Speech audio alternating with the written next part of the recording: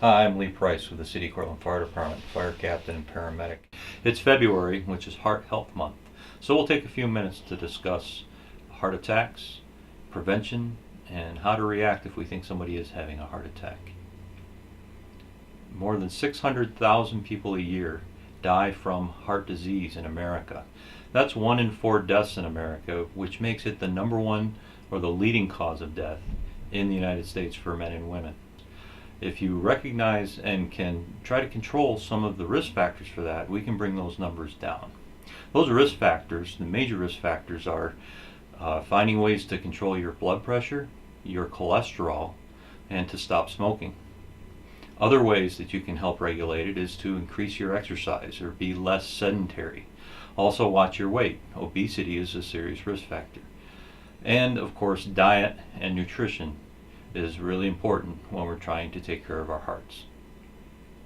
Signs and symptoms that you can see for cardiac emergencies or for a heart attack include a sudden onset of chest pressure or discomfort, which may actually start to feel other parts of your body, or as we say, radiates to the jaw or the arms or to the back.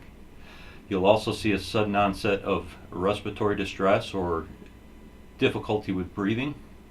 You'll see also a sudden dizziness, lightheadedness, and their skin may become cool and clammy, or the person may start to feel cold. Other signs and symptoms may include fatigue, lightheadedness. There may be a brief episode where they pass out, or what we call syncope. There also may be hot flashes or just other non-specific complaints that the patient may have, and we consider those to be the unusual presentations, but still could be a cardiac problem. So if any adult or older person suddenly just doesn't feel right, it's important that we dial 911 and get them to the hospital so that they can be evaluated for a heart problem. So what do we do if we suspect someone is having a heart attack, or perhaps we're having a heart attack? First and foremost, get help. Don't put it off, don't deny it, just dial 911. The dispatchers on the phone will ask you a few questions, the age and gender of the patient. Of course, they'll ask your location, but they'll also be ready to talk you through trying to take care of that person while you wait as we respond to help you.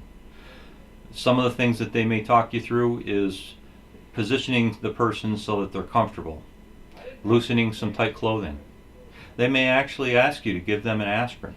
Or if the person has passed out or collapsed, they may talk you through assessing them and assist you in performing CPR if that's necessary as well.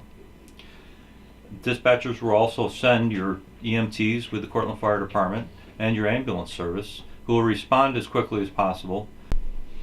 If you're interested in learning CPR or first aid, you can find course offerings on our website or on Facebook. This is Captain Lee Price. Thanks very much. Hopefully you found this informative.